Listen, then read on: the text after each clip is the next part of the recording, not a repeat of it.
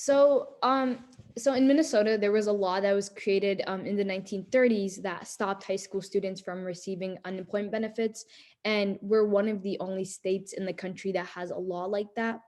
And the really interesting part about that law is that it doesn't have to do with the age, it has to do with the fact that you're in high school.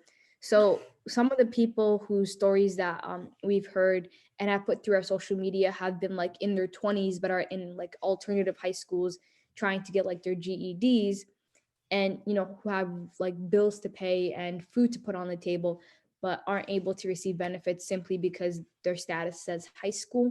Mhm. And so that's kind of been like a huge thing that we've been pushing out.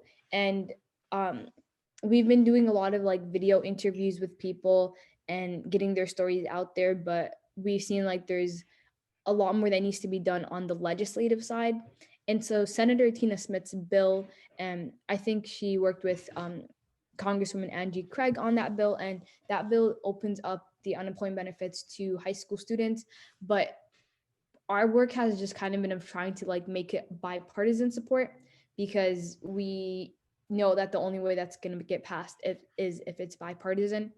And I think now the attempt has been focused on the legislature, but it's kind of now turning away to suing the state of Minnesota.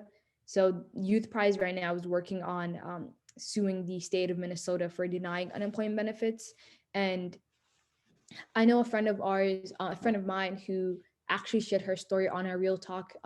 She went to court because they were like, "Oh, you have to give us the money back," and she went to court and she was able to win by proving that that they were the ones who were in the wrong.